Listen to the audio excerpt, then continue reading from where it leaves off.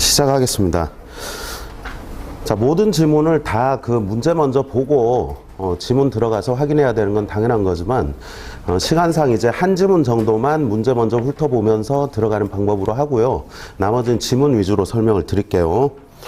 자, 일단 17번에서 19번 지문 들어가 보겠습니다. 17번 먼저 훑어볼까요? 자, 문제에 가에서 마까지라고 지금 적혀 있죠. 이렇게 문단 기호가 붙은 문제 유형은 항상 틀린 것을 찾으라고 한다고 말씀을 드렸어요. 그거는 뭐를 말하는 거냐면 1번에서 5번까지 선택지 중에 4개가 글 전체 흐름을 정확하게 요약하고 있다는 것을 말하는 겁니다. 근데 이거를 혼자서 글을 읽고 나중에 선택지를 본다는 건 되게 답답한 풀이 방법이에요. 요렇게 요약 정리해 둔 걸 먼저 선택지를 읽어보시고 해당 문단을 읽으면서 확인하는 방법도 좋고요. 왔다 갔다 하시는 게 버거우시면 1번에서 5번까지 선택지를 쭉 먼저 훑어보신 후에 글 전체 흐름을 대략 머릿속에 넣으신 후 그 다음에 지문을 읽는 것이 독해의 정확성을 높이는 지름길이 되겠습니다. 자, 그런 식으로 문단기호 문제 유형은 1년에 한 문제가량 이제 출제되는 유형이니까 꼭 기억을 하시고 17번 그렇게 훑어봤다고 칩시다. 그 다음에 18번을 가시면 윗글을 바탕으로 보기예요. 그러면 이런 것은 지문 속에 답의 근거가 있고 보기는 지문의 내용을 연결하는 것이라고 했죠. 무엇과 연결될지를 알기 위해서 당연히 보기를 먼저 읽으셔야 합니다. 읽어보니까 보기 안에 첫째 줄에 동그라미 해야 할 놈이 있네요. 확정급여 방식이라고 나와 있는 놈이 있어요. 거기에 동그라미를 하시고, 자, A 국가가 확정 급여 방식으로 산정하고 뭐에 비해서 부가 방식으로 운영하고 있다. 이런 식으로 하는데 그 안에 내용을 쭉 보셨을 때 지금 확정 급여 방식에 대해서 더 이상 설명을 안 해주고 있죠. 그냥 이렇게 세밀하게 설명하지 않는 전문 용어는 당연히 지문 속에서 상세하게 설명을 하고 있는 단어라는 뜻이에요. 그래서 여러분께서 확정급여 방식이 지문 속에 나오는 놈이고 이 녀석에 대해서 정확하게 이해를 해주면 이 보기를 적용해서 문제를 풀 수 있겠구나 라고 생각을 해주셔야 되겠습니다. 자, 그런 식으로 보기를 판단했다고 칩시다. 그 다음에 이제 19번으로 갑니다. 19번에서도 역시나 윗글을 바탕으로 보기인데요. 윗글을 바탕으로 보기 아까랑 똑같은 방식으로 보기를 먼저 읽어보시면 역시 이번에는 적립식 확정 기여 방식이라는 놈이 나와 있어요. 확정 기여 방식의 동그라미를 또 하시고 역시나 보기 안을 더 훑어보셔도 이 녀석에 대해서 더 이상 세밀한 언급이 없죠. 그렇기 때문에 이 녀석 역시 지문 속에 나와 있을 핵심 단어이다 라고 생각할 수가 있겠습니다. 자, 그러면 지금 보시면은요, 지문이 보기를 봤을 때 확정 기여 방식이 있고 확정 급여 방식이 있어요.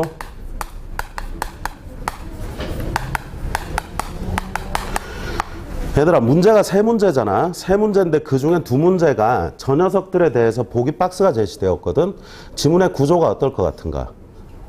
문제만 먼저 훑어봐도 저 두 대상의 차이점에 대해서 지금 설명해 나갈 글이잖아요. 그러면 여러분, 두 대상에 대해서 설명하는 글은 수능에서는 언제나 두 녀석의 차이점에서 답이 떨어지게 되어 있어요. 한 녀석의 특징을 잘 잡아나가시면서 읽으시고 두 번째 녀석에서는 뭐가 달라지는지를 판단을 해보시면 답을 정확하고 빠르게 찾아낼 수가 있게 됩니다. 수능에서는 반드시 두 대상을 비교대조하는 지문이 하나 이상 출제됩니다, 여러분. 지금 우리가 이 지문을 위주로 공부를 해야 하는 시기이긴 하지만 실전처럼 뭔가를 이제 머릿속에 자꾸 넣으셔야 되거든요. 독서의 본질은 어디까지나 독해예요, 독해. 지문을 얼마나 정확하게 읽느냐에 달려있기 때문에 여러분이 EBS 공부를 충실히 하시는 것은 궁극적으로는 수능날 내가 읽었던 지문 속에서 뭔가 변형되어 나왔을 때 그 내용을 좀 더 빠르고 정확하게 읽기 위한 배경 지식, 어휘력을 쌓기 위함이지 그 이상도 이하도 아니거든요. 어서 와라. 일찍 왔네. 자, 그래서 말이에요. 여러분 요 내용을 보셨을 때 내용을 머릿속에 넣으시는 것도 중요하지만 지문의 구조, 문제를 보면서 지문이 어떨 것인지를 짐작하는 방법, 이런 것들을 한 번씩 설명드릴 때 반드시 익혀두시고 실전 연습을 꾸준히 해나가셔야 됩니다. 그 연습을 하는 것은 뭐를 가지고 하시라 그랬죠, 여러분? 기출문제예요. 기출문제. 수능 기출, 평가원 기출로 하셔야 되는 것이고 내용적인 측면, 지문을 공부하는 것은 EBS, 저희가 이제 앞으로 해나갈 최종 모의고사 지문, 변형 지문 이런 걸 가지고 내용을 열심히 공부하는 거고 구조나 문제를 공부하는 것은 어디까지나 기출이니까 일일 과제장 등한시하지 마시고 매일 열심히 하셔야 됩니다. 자, 좋습니다. 그러면 잠깐 이제 그 글을 쭉 읽어나가기 앞서서 요 녀석들이 뭔지부터 한번 볼게요.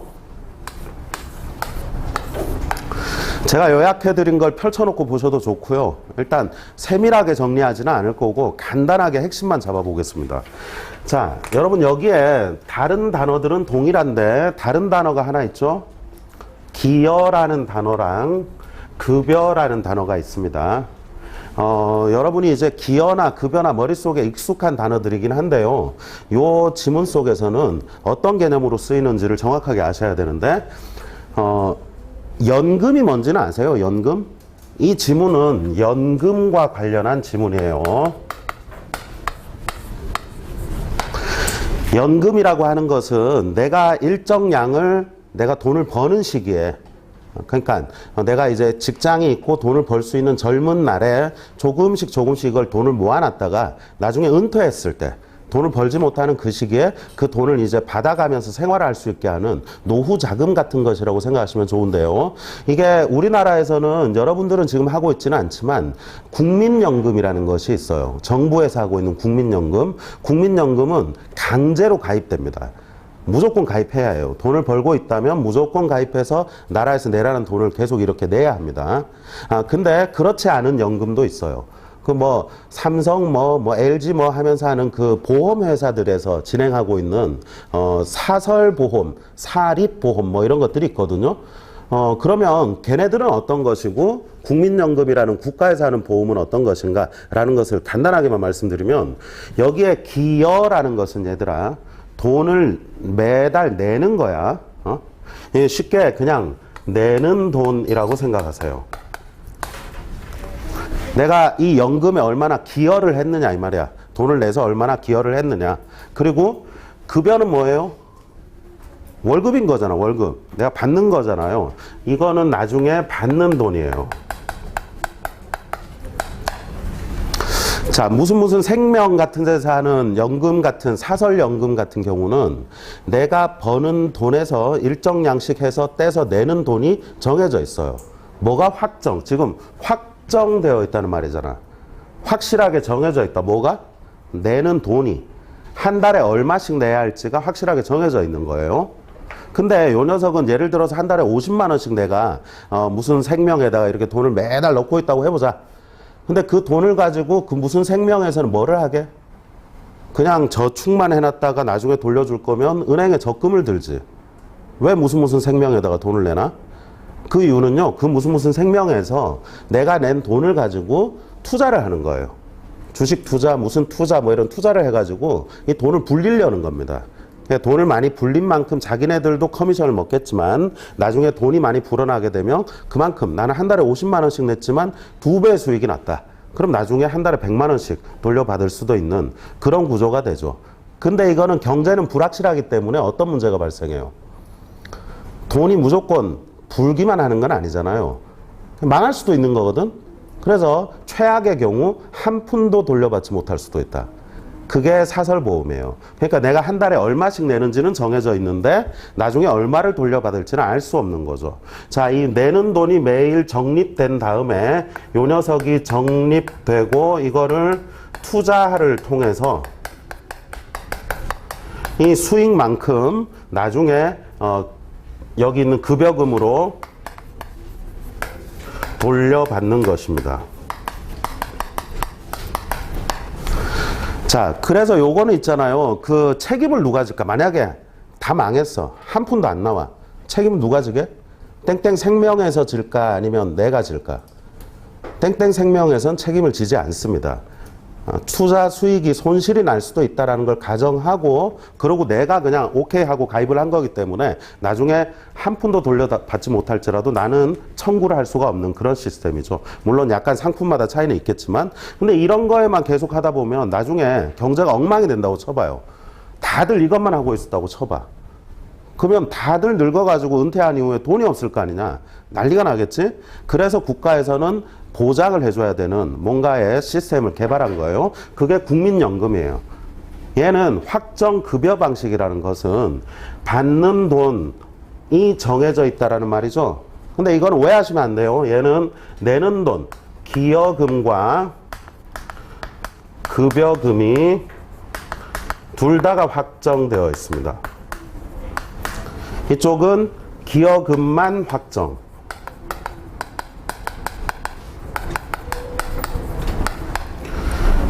내가 한 달에 내는 돈은 내가 버는 돈의 퍼센테이지로 내요. 얼마를 번다. 100만 원을 벌면 뭐 한 10만 원. 1000만 원을 벌면 100만 원이 아니라 150만 원을 낼 수도 있고, 버는 만큼 거기에 비례해서 더 많은 돈을 내게끔 되어 있고요. 돌려받는 돈은 나중에 정해져 있고, 대신 이것도 나라에서 투자를 해요. 근데 투자 손실은 누가 책임을 지냐면, 얘는 돈은 무조건 돌려주기로 되어 있는 거잖아요. 그래서 투자에 대한 손해가 벌어진다면 나라에서 책임을 지는 거고, 이쪽은 투자에 대한 손해를 내가 책임지는 거고, 그런 차이가 있습니다. 크게 이제 이해되셨죠? 그러면 빠르게 이제 잡아나갑니다. 지문으로 갈게요. 첫째 줄. 연금제도의 핵심은 누구에게 얼마만큼의 기여금을 받아서 얼마의 연금을 지급하는가이다 라고 되어 있네요. 그리고 세 줄 아래 오른쪽 끝을 보시면 연금 산정 방식에는 확정 기여 방식과 확정 급여 방식이 있으며, 이 급여에 필요한 재원 조달 방법, 돈을 어떻게 모을 것이냐 하는 것에는 적립 방식과 부과 방식이 있습니다. 지금 제가 쓰지 않았던 것이 나와 있는데, 적립 방식, 부과 방식 조금 이따가 읽어보시고 나중에 정리를 해드릴게요. 요약 정리해 놓은 페이지를 보시면 제가 어디에다가 그거를 적어놨죠? 연금 재원 조달 방식 밑에 보시면 적립 방식이 확정 기여 방식 밑에 있죠. 그죠? 주로 적립 방식을 쓰는 게 확정 기여 방식이고, 그 다음에 부과 방식을 쓰는 게 확정 급여 방식입니다.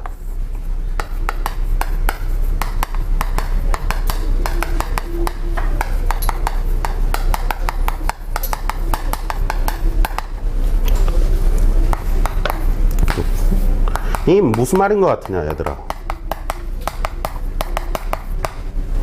응? 여기 쌤이 한번 썼었잖아요. 적립. 내가 매달 내는 돈을 적립해가지고 그걸 가지고 나중에 어떻게 한다 이 말이고, 얘는 그냥 부과해버려. 너 얼마 내? 얼마 내? 하고 책정되어 있는 거예요. 이건 내가 낼 돈을 내가 정할 수 있는 거고, 이건 나라에서 알아서 정해서 얼마씩 내십시오 라고 강제로 이렇게 내 통장에서 빼갑니다. 그냥 그런 식이에요. 이게 부과 방식. 요런 식으로 연결되어 있다는 거 크게 잡으시고, 자 이제 빠르게 독해하고 문제 풉니다. 속도를 좀 냅시다. 자, 2문단. 1문단에서 말이에요. 처음에 연금 산정 방식의 기여 방식, 급여 방식이 있고, 재원 조달 방식의 적립 방식, 부과 방식이 있다. 총 4가지를 지금 언급을 했죠. 그러면 이거 하나씩 개념을 설명해야 되는 거 아니냐.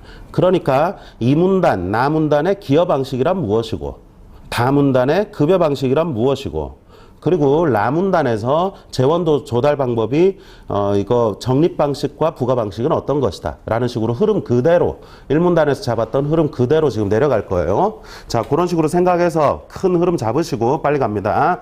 나의 첫 번째 줄 확정 기여 방식 동그라미 하시고요. 기여금이 사전에 결정되어 있고 급여액은 미확정의 상태로 남아있는 방식을 말한다. 이미 설명 다 드린 내용이니까 세밀하게 설명하지 않습니다. 주로 민영연금, 제가 아까 사설연금이라고 했던 그거죠. 민영연금에서 채택하고 있는 것이고요. 두 줄 아래 오른쪽 끝, 넷째 줄 오른쪽입니다. 누적된 적립금과 투자 수익을 토대로 급여액을 결정합니다. 얼마를 돌려줄지를 결정해요.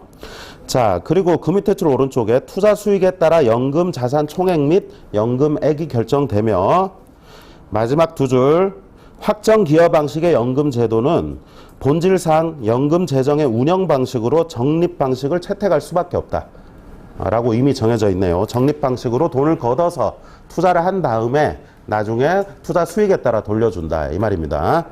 자, 그 다음 다문단 갈게요. 이제는 확정 급여 방식 설명합니다. 공적연금이 사회보장 목적을 제대로 달성하려면, 아까 제가 뭐라고 했습니까?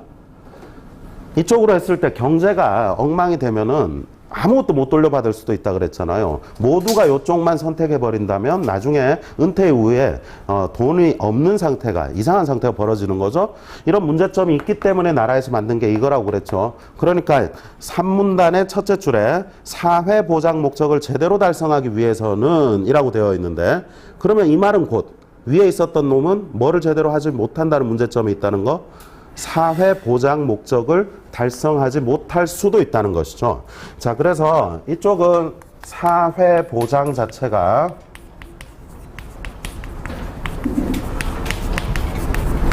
달성하기가 쉬운 쪽이 오른쪽이고 왼쪽은 그게 좀 힘들겠다라고 생각해 주셔야 됩니다. 자, 넷째 줄. 셋째 줄에 이제 확정 급여 방식 동그라미 하시고요. 첫째 줄에 제대로 달성하려면 연금 급여액 자체가 얼마를 돌려받을지 자체가 사전에 정해져 있어야 되잖아요. 생각해봐. 내가 나중에 한 달에 얼마씩 딱딱딱 이렇게 받을 거라는 걸 알고 있으면 내가 이제 돈을 어떻게 써야 할지가 이제 그 좀 계획이 서는 거잖아요. 아무것도 모르고 있는 것보다는. 그래서 이게 확정되는 것이 바람직하고 그게 바로 확정 급여 방식입니다. 동그라미 하시고요. 그 밑에 줄 넷째 줄에 가입 시에 기여금은 물론 연금 급여액도 결정되어 있고, 그 밑에 줄 투자 손실이 있을 경우 부담은 연금 운영자 곧 국가입니다. 국가가 떠안아야 합니다. 그리고 그 밑에 줄 기여금은 돈을 내는 건 주로 소득의 일정 비율로 책정됩니다. 그리고 두 줄 아래를 보세요. 국가에 따라서는 완전히 소득하고 비례시키는 경우도 있고 나중에 돌려받을 금액을, 그리고 마지막에 맨 밑에 이 비례관계를 느슨하게 하기도 한다. 나라에 따라서. 근데 생각해봐. 내가 얼마씩 냈는데 얼마씩 냈던 걸 그대로 비례해서 돌려주면 그게 아주 타당해 보이잖아. 내가 낸 만큼 나중에 내가 돌려받아야 되는 거잖아. 근데 지금 사회에는 빈부격차라는 게 존재하는 것이고요. 예를 들어서 우리 삼성에 계시는 이 모 회장님께서 한 달에 어마어마하게 많은 돈을 버실 거 아니에요? 그래서 어마어마하게 많은 돈을 낼 거거든. 상식적으로 우리가 상상을 초월하는 연금을 내요. 근데 돌려받으시는 돈은 얼마게요? 예를 들어 한 1,000만 원 낸다 쳐보자. 매달 1,000만 원을 내. 근데 나중에 은퇴 이후에 돌려받으실 돈은 한 달에 100 몇십, 200 몇십이 될 수도 있어요. 그럼 엄청 손해 아니냐? 근데 이건 손해가 아니죠. 왜 손해가 아니냐면요.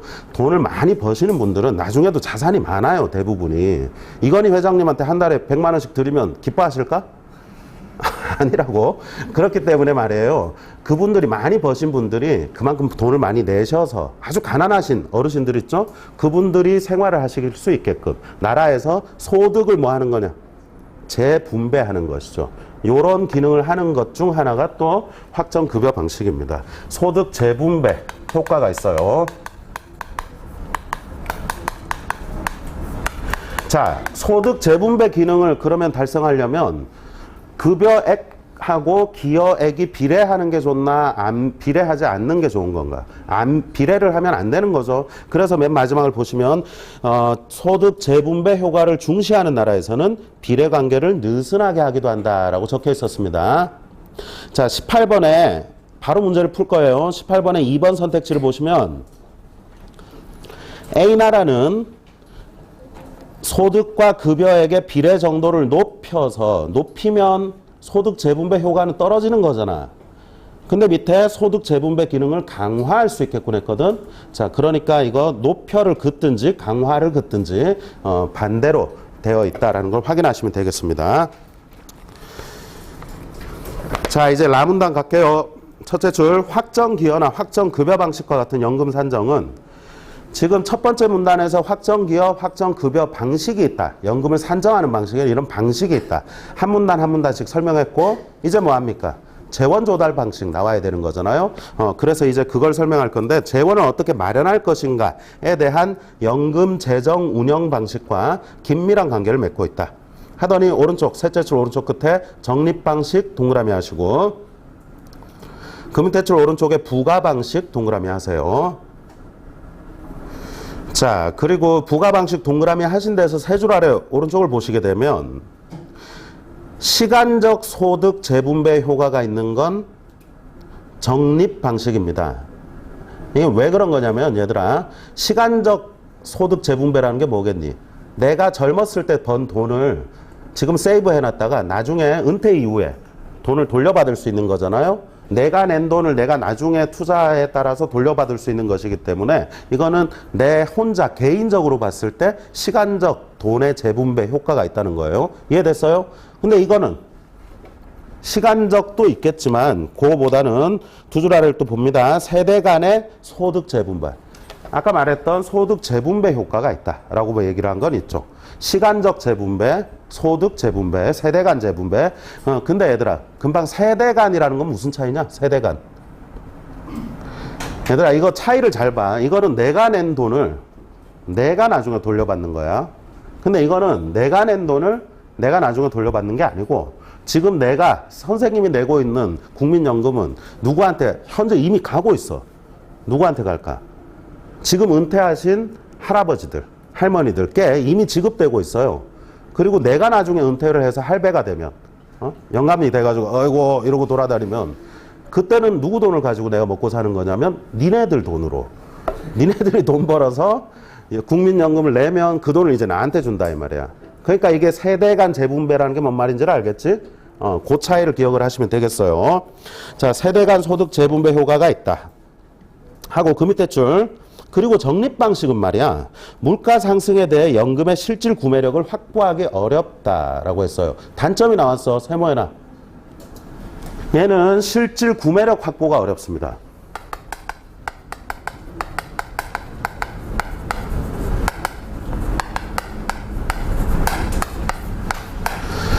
이게 무슨 말이죠? 전에도 한번 설명을 드렸었는데 구매력.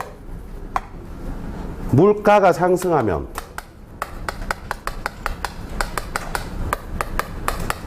구매력은 어떻게 되지? 전에 한번 말했잖아요. 지금 짜장면이 5,000원 한다고 치자고. 지금 우리가 가지고 있는 10,000원을 가지고 가면 짜장면을 2그릇 사서 2명이 배가 부를 수 있는 거잖아. 근데 3년 후에 짜장면이 5,500원이 됐어. 6,000원이 됐어. 그럼 10,000원 들고 가봤자 짜장면 한 그릇밖에 못 사는 거잖아요. 그렇기 때문에 똑같은 10,000원이지만 물가가 오르게 되면 그 10,000원으로 살 수 있는 능력은 떨어지는 거라고. 그래서 이게 내가 낸 돈만큼 이게 올라줘야 되는 건데 물가가 상승했는데 내가 50만 원씩 매달 냈다고 쳐. 나중에 또 50만 원을 받아. 20년 후에. 내가 낸 50만 원과 내가 지금 받고 있는 50만 원, 20년 후에 50만 원이 같은 거니? 같을 수가 없는 거잖아. 훨씬 작은 돈이거든. 그거를 보장하지 못하는 게 이거라고 한다면 이쪽은 어때? 이쪽은 국가에서 그걸 보장해 주면서 돈을 더 많이 준단 말이에요. 물가가 오른 만큼 구매력을 보장해 줍니다.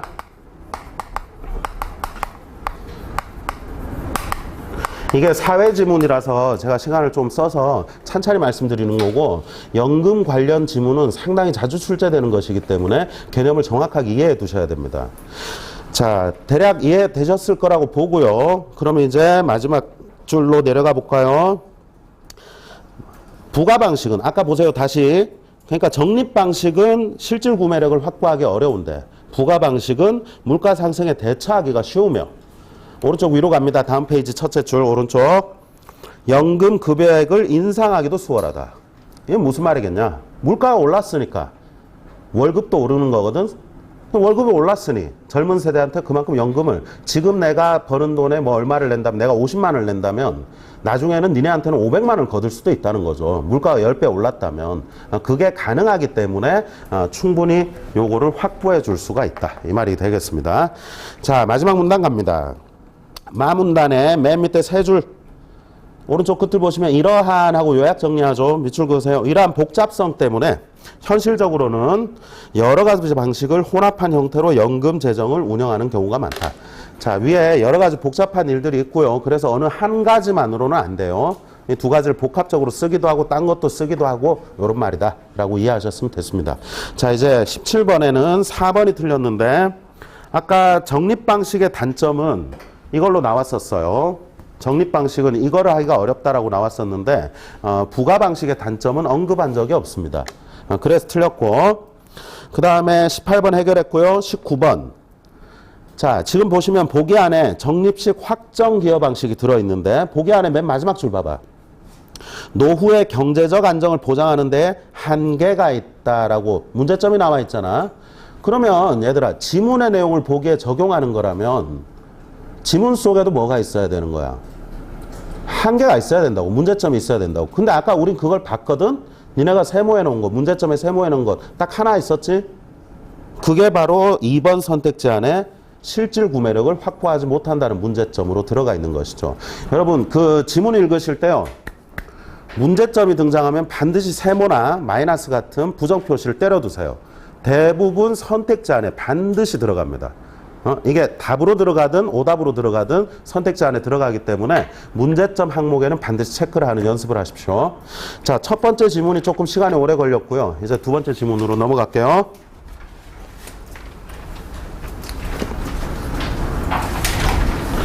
20에서 24번 지문 62페이지입니다.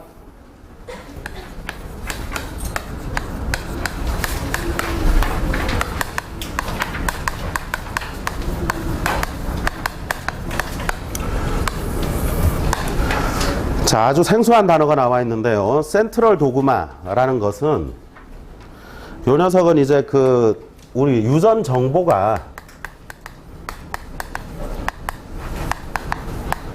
어떤 식으로 다른 세포에 전달이 될까? 우리 세포는 계속 죽기도 하고 새로 만들어지기도 하고 하는 상태로 살아가는 거잖아요. 여러분 지금 여러분 몸에 7년 전에 있었던 세포는 여러분 몸에 하나도 남아있지 않다는 걸 아세요, 혹시? 여러분 몸에 있었던 7년 전에 여러분은 지금의 여러분하고 완전 전혀 다른 세포들로만 채워져 있어요.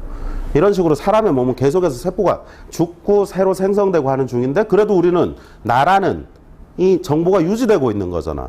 그럼 뭔가가 계속 이게 전달이 돼야 된다는 건데 쉽게 말하면 7년 전에 쓰던 컴퓨터를 지금의 새 컴퓨터로 완전 바꾼 건데도 나라는 이 정체성을 잃지 않고 있는데 그러려면 뭐가 돼야 되냐면 유전 정보가 그대로 전달이 돼야 한다는 거거든요. 얘들아, 유전 정보가 담겨 있는 데가 어디라고 배웠냐? DNA잖아, DNA. 물론 우린 문과라서 이걸 배우지는 않았겠지만 여튼 DNA라는 곳에 이게 담겨 있거든. 이게 어떻게 전달이 되느냐라는 것을 설명한 글이야. 그래서 센트럴 도그마라는 이론은 유전 정보 전달 원리를 설명하는 이론인데 큰 흐름만 잠깐 잡고 갈게요. 좀 전에 말했듯이 DNA라는 놈이 유전 정보를 가지고 있어요. 얘가 지금 유전 정보가 있는 곳입니다. 요 놈은 아까 말씀드린 대로 그대로 스스로를 복제해요. 자, 첫 번째 단계가 복제 단계에 들어갑니다. DNA를 스스로 그대로 복제를 합니다.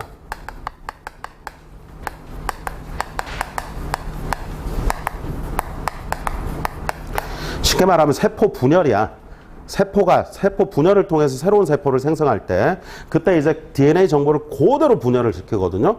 그런 다음에 요 녀석이 RNA로 내려가게 되는데요. RNA로 전사하게 됩니다. 싸우다가 죽었다는 게 아니고 그대로 복사한다는 뜻이다, 얘들아. 복사라고 이해해라, 복사. 유전 정보를 복사를 해주는데 이때는 말이야, RNA는 이름이 다르잖아. DNA, RNA. 그대로 다 복사해 주는 게 아니고 필요한 일부 정보만, 요 많은 전체 유전 정보 중에서 일부만 복사해서 RNA한테 줍니다. 그러면 이 RNA가 그걸 갖다가 리보솜이라는 놈한테 얘를 전달해 줘요. 복제, 전사. 그 리보솜이 얘를 뭐 하냐면 RNA한테서 받은 일부 유전 정보를 이 유전 정보의 일부를 얘가 받아가지고 그거를 번역을 해. RNA로부터 받은 정보를 번역한 다음에 그래서 요 단계가 세 번째 단계 번역의 단계입니다. 유전 정보를 해석하는 거예요. 그런 다음에 마지막으로 리보솜이 단백질을 생성해내는 기능을 하거든요. 단백질 생성 공장 같은 거예요. 이 녀석에서 마지막 필요한 단백질이 만들어집니다.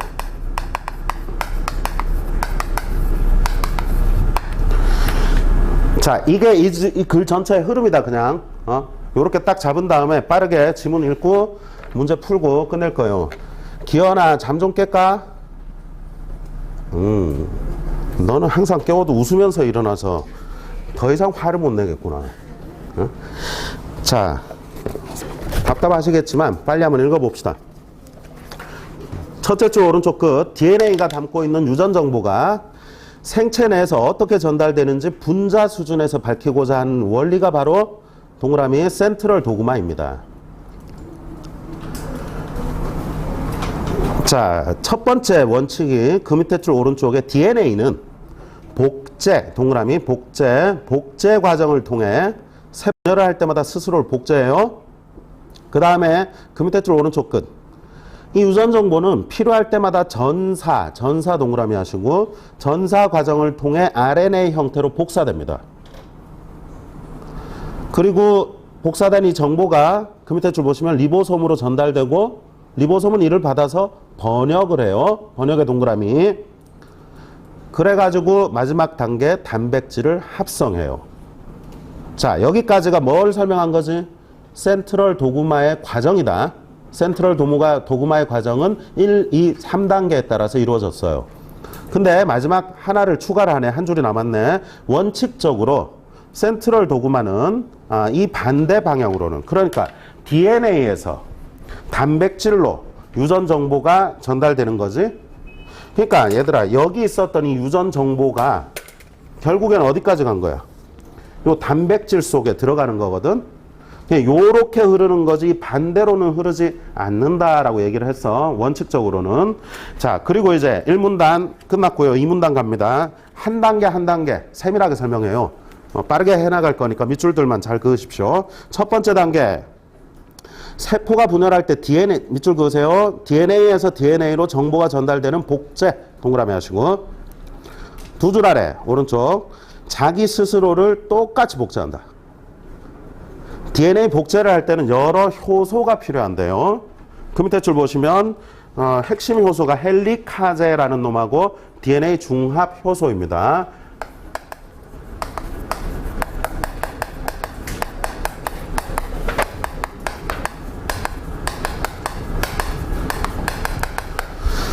자, 이놈들은 뭐 이름만 알고 계시면 되고요.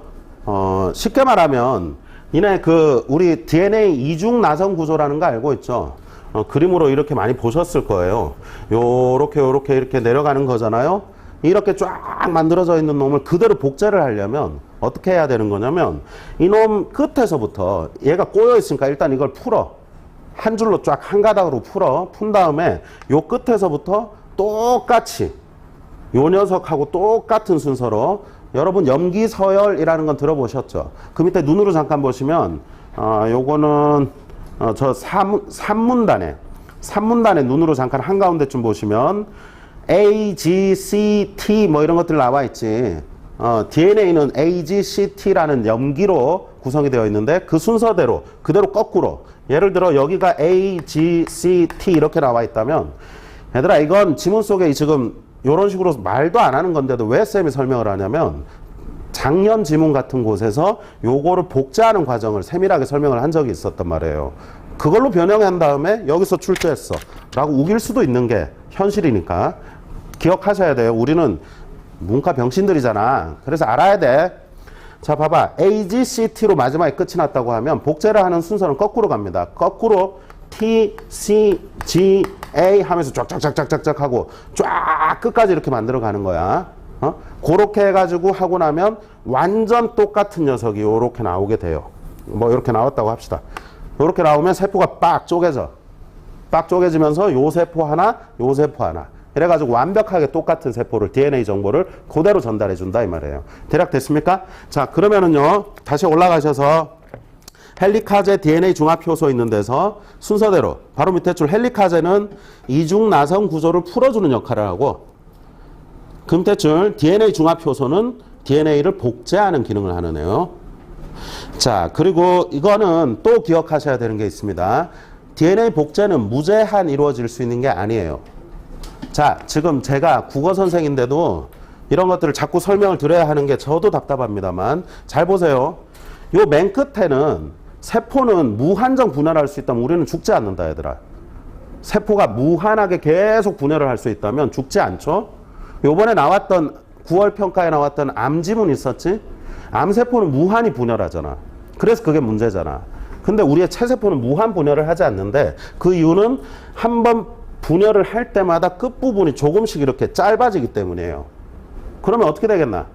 여기 담겨있는 정보가 짧아져 버리면 T가 없어져 버려.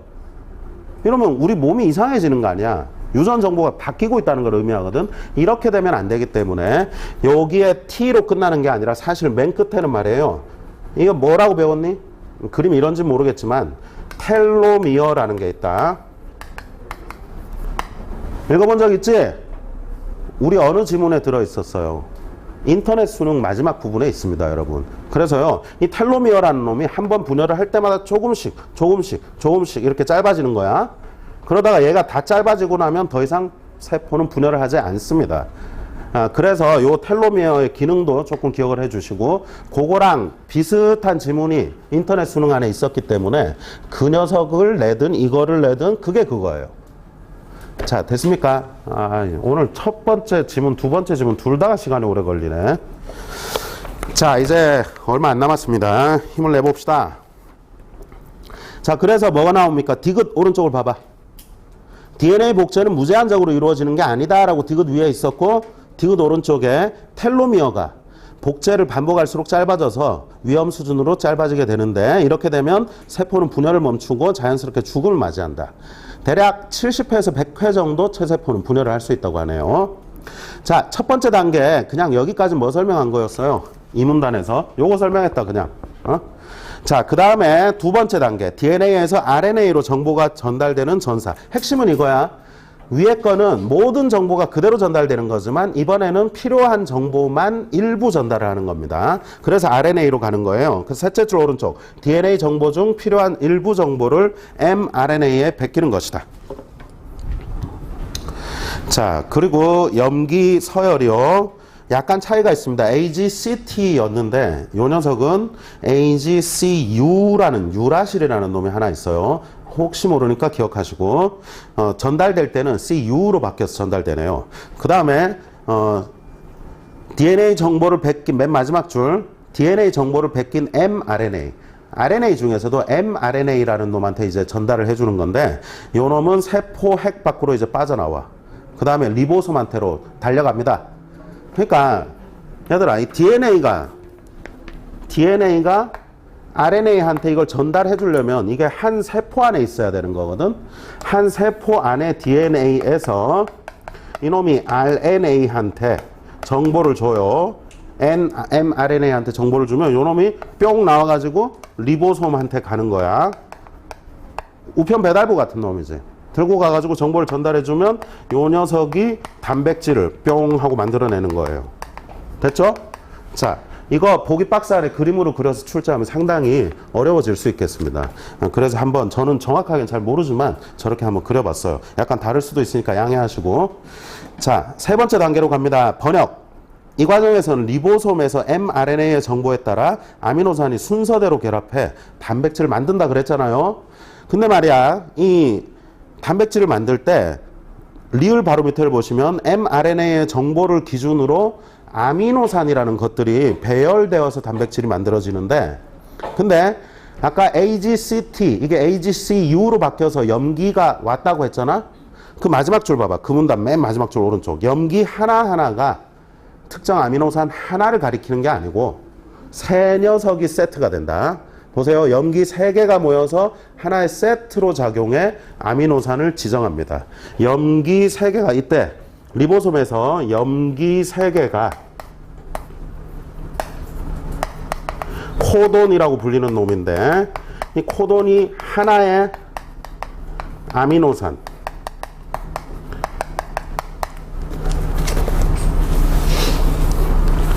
얘들아, 쌤이 별로 중요하지 않은 지문이면 이렇게까지 상세하게 설명하더냐? 대충 하잖아. 나올 확률이 꽤 있어. 우리한테 너무나 어려운 것들 아니냐, 익숙하지 않아서. 예, 여튼 AGCT라는 그 놈들 염기 세 개가 모여서 하나의 아미노산, 세 개가 한 개의 아미노산을 지정해서 단백질을 만들어내요. 요것만 이제 기억하시고, 자, 이걸 코돈이라고 부른다. 셋째 줄에 코돈에 밑줄 그어두시고요. 자, 두 줄 아래 오른쪽, 이는 경우에 따라 여러 개의 코돈이 하나의 아미노산을 만드는 신호로 작용한다는 것을 알려주고 있습니다. 여기까지가 뭐 설명한 거냐? DNA의 정보가 일부 빠져나와서 단백질을 만들어내는 과정을 지금 여러분 보셨어요. 그리고 마지막 문단이 남았습니다. 부연 설명을 합니다. 아까 1문단 마지막에서 DNA의 정보는 단백질 쪽으로 이렇게만 흐른다 그랬지, 반대로는 흐를 수 없다 그랬잖아, 원칙적으로. 근데 마지막 문단에서요, 생명체의 정보가 센트럴 도그마의 내용처럼 DNA, RNA, 단백질 순서로만 흐르는 것은 아니다. 예외가 있네, 예외. 순서에 예외가 나와 있습니다. 예외 중에 첫 번째가 레트로바이러스.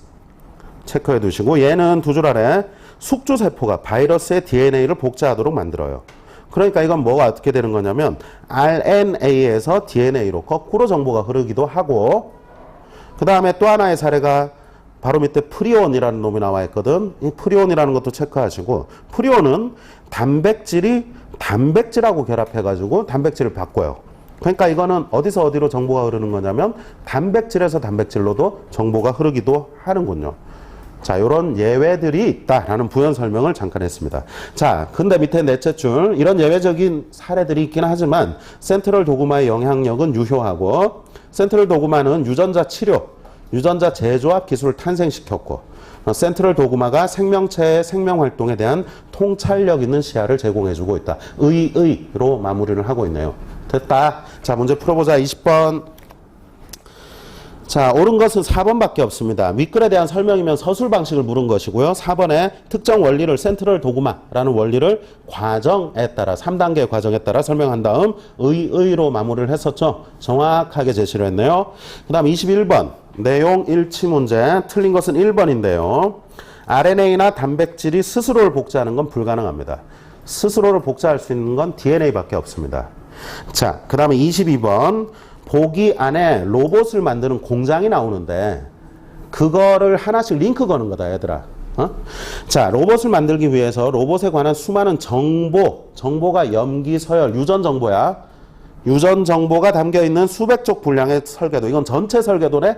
이게 뭐겠니? 전체니까 DNA. 전체 설계도는 DNA. 설계도에다가 DNA라고 쓰시고, 그 설계도에 따라 제작된 부품이면 일부네. 얘는 뭐겠냐? 궁극적으로 만들어야 되는 부품. 칠판 보고. 모든 정보가 담긴 설계도가 이거라면, 이게 설계도라면, DNA가 설계도라면, 일부 부품은 뭐예요? 아니. 부품을 만들어내기 위한 일부 설계도가 이거야. 일부 설계도. 부분적인 설계도. 얘는 부품의 설계도죠.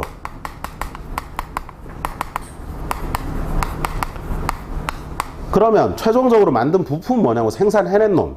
얘잖아, 얘. 얘가 일부 부품에 해당하는 거겠지? 이해됐어? 자, 좋아요. 그러면은 거기에다가 맨 밑에, 보기 안에 밑에서 넷째 줄 오른쪽 복사한 자료. 얘가 RNA 일부 복사해갖고, 설계도 전체 중에 일부만 복사해갖고 줬어. 그리고 그 밑에 줄에 부품의 제작을 맡은 부서들. 얘는 만드는 곳이니까 어디지? 단백질을 만드는 곳. 리보솜. 얘가 공장. 이거 마지막에서 만들어진 게 부품이겠네. 자, 됐습니다. 그래서 리보솜이라고 쓰시고요. 제작을 맡은 부서들, 리보솜. 이런 식으로 툭툭툭툭 해놓으시면 되고요. 부품은 어디 있었냐면 보기의 셋째 줄 제일 왼쪽에 부품. 그 밑에다가 단백질이라고 쓰시고. 틀린 건 3번입니다. DNA나 RNA의 염기 서열은 로봇을 조립하는 생산 라인에 대응한다. 염기 서열 자체는 로봇 전체 정보 DNA에 해당해야 되는 것이죠. 자, 그래서 그거 버리시면 되겠습니다. 자, 23번 보기는 빨리 하자. 산호야, 잠 깨라. 너 그래갖고 오늘 하루를 견디겠냐? 자, 넷째 줄 오른쪽에 코돈에 해당하는 3개의 염기가 있었지? 이놈을 제거해버린 3개의 염기를 제거했더니 어떻게 되냐면 전체 아미노산 중에 하나의 아미노산만 사라진다고. 그러니까 이건 곧 뭘 말하는 거냐면 3개의 염기가 1개의 아미노산을 만들어내는구나. 그걸 가리키는구나 라는 걸 적어놓은 걸 찾아야 돼서 4번에 세 개의 염기가 한 세트로 묶여 아미노산을 지정한다 라고 하는 요것을 답으로 하시면 됩니다. 자, 24번에는 정답이 2번이 되겠어요. 어휘 문제니까 알아서 하시고.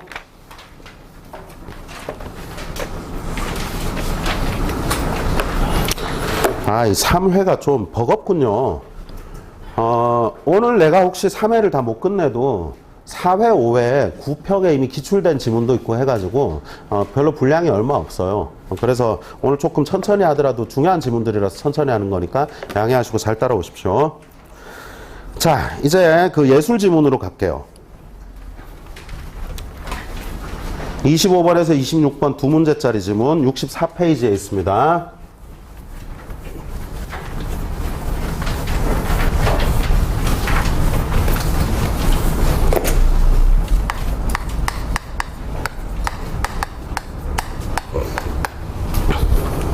자, 이 지문은요, 이 현대예술이라는 것은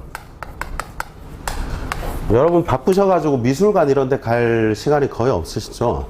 근데 저는 가능하면 1년에 몇 번 정도는 미술관을 꼭 찾아갑니다. 그 전시회를 일부러 찾아가기도 하고 아니면 그냥 그 인사동 같은 데 한 번씩 가가지고 그 무료 전시장 같은 것들도 있거든요. 그런 데 들어가서 이제 그림들을 꼭 구경하고 와 하면서 인생에 대해서 생각할 때가 꽤 있어요. 물론 여러분처럼 예술적 감수성이 부족하신 분들은 아닌가요? 이 뱃속에 다 뭐가 들었다고 그랬지? 예술이야, 예술. 그래서 말이야, 쌤은 항상 그런 걸 이제 매일 섭취를 해줘야 되거든. 정말 보고 느끼는 게 상당히 많습니다. 근데 어떨 때는 가보면 할 때가 있단 말이에요. 도대체 뭘 그려놨는지, 왜 이런 그림을 그리는지 이해를 전혀 못하겠어. 게다가 아름답지도 않아요. 예쁘지도 않다고. 그러니까 이런 예술들을 저는 소양이 부족해서 이해를 잘 못하는 거지만 현대예술은 아름답지 않은 그림들도 상당히 많이 그리는 편이거든요. 얘들 아름다우려면 뭐를 딱 지켜야 하냐? 응? 구조가 딱 맞아야 돼. 니네가 그림을 딱 봤을 때 아름답다라고 하려면 완벽한 구도 같은 걸 갖추고 있어야 되는데 옛날부터 건축을 할 때도 왼쪽 오른쪽 기둥을 딱딱 맞추고 뭔가 이렇게 옆에서부터 이런 식으로 쫙 올려가잖아. 그래서 왼쪽 오른쪽에 균형을 맞추고 사람은 기본적으로 뭔가 다 짝을 갖추고 있거든. 눈, 코, 귀 하면서 다 짝을 맞추고 팔도 2개 뭐 이러면서 가잖아요. 그래서 이런 본능적인 것 때문에 균형, 균재미를 아주 중시해 왔는데 그거를 깨버린 게 이거예요. 현대예술은 전통예술의 균재미를 깨버립니다. 무조건 다 깼다는 게 아니고 그런 예술이 있다는 거죠. 그런 추세가 있다는 거예요. 그리고 한때 예술이라는 건 모두 누가 만드는 것이었죠? 아니 예를 들어 하나의 그림이 있어. 이 그림은 누가 만드는 거지? 작가가 그리는 거잖아. 모든 것을 작가가 기획해서 작가가 마무리하는 것이죠. 그러면 독자들은 관람객들은 뭐만 하는 거지? 가서 와만 해주면 되는 거 아닌가? 근데 말이야 요즘 예술은 그렇지 않거든. 한번 전시회장에 가면 뭐가 있는데 아무것도 없어. 응? 이런 화면 같은 게 옆에 있었는데 그냥 검은 흑색이었다고요. 근데 이제 여기에 테이블이 있고 그래서 제가 이제 앉았고 아내가 앉았어요. 앉아가지고 야 어쩌고 저쩌고 막 우리 애가 말이야 어제 야구를 하는데 어쩌고 저쩌고 막 이런 얘기를 하는데 갑자기 야구하는 빡! 해가지고 공이 야구같이 보이니? 네. 안 보이면 야구라고 적어드릴게요. 이게 화면에 뻑! 뜨는 거예요. 응? 뭐예요, 이거? 하고 반지 뿅! 이런 식으로 나온단 말이에요. 깜짝 놀라는 거죠. 그리고 애들이 와서 와! 건드려보면 이게 팍팍 터지기도 하고 말이야.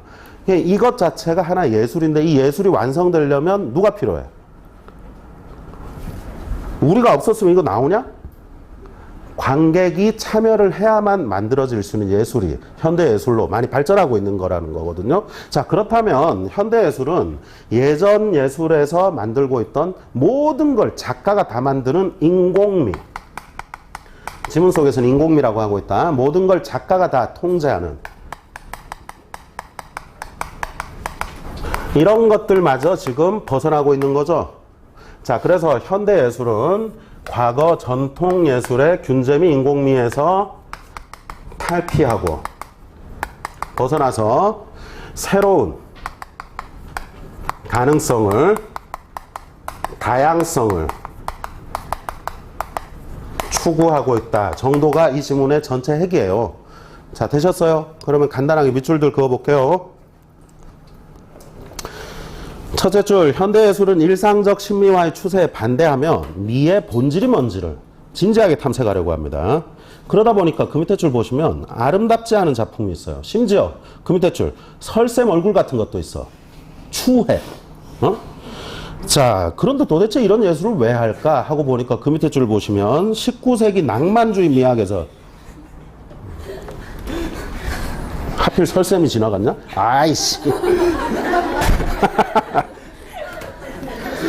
하여튼 타이밍이 엉망이야. 자, 집중합시다. 낭만주의 미학에서 실마리를 찾을 수가 있는데 중요한 건 낭만주의에서부터 뭐가 됐다는 거야? 전통예술의 균재미, 인공미가 낭만주의에서부터 깨지기 시작했다는 것이다.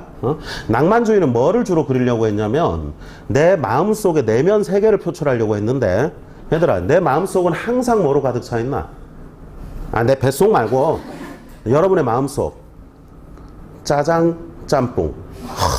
이걸로 가득 차 있잖아, 우리는. 그래서 말이에요. 우리의 모든 것은 갈등, 고민이라고 늘 그렇잖아, 내면이. 근데 이것이 요거처럼 그려질 수 있나? 그게 안 된다고. 그래서 이게 깨지기 시작한 거예요. 내면을 표출하려고 하다 보니까 균재미에서 탈피할 수밖에 없었다고요. 자, 그래서 낭만주의에서는 그 밑에 줄 19세기 낭만주의 미학에서 실마리를 찾을 수 있다. 그 밑에 줄 오른쪽 인간의 내적 심정을 표현하는 것을 중시했다. 밑줄 그으시고 그 밑에 줄 낭만주의에서는 작품과 관객 사이에서 내면적 공감이나 동일시를 중시했지만 현대예술은 작품과 관객의 무한하게 열린 대응관계를 생각했다. 현대로 오면서 이게 더 커졌단 말이에요. 예를 들어서 낭만주의에서는 자신의 내면이 지금 고민 갈등이었다고 치면 그 고민 갈등을 그림으로 그리고 그거를 관객이 고민 갈등이라고 그대로 받아들이기를 원했어요. 근데 어떤 관객은 지금 해피해. 금방 내가 가장 사랑하는 사람의 결혼 승낙을 받아냈어요. 이렇게 해피한 상태로 갔는데 그 그림 고민 갈등 으로 보일 확률은 상당히 낮은 거 아니냐. 그러다 보니까 현대예술이라는 건 여러분의 그 피카소가 그려놓은 이상한 그림을 보시면 이게 도대체 뭐예요? 이렇게 막 보는 사람마다 다 다르게 해석하잖아. 그렇게 해줘야 하는 게 본질이다라고 현대예술은 생각하는 거예요.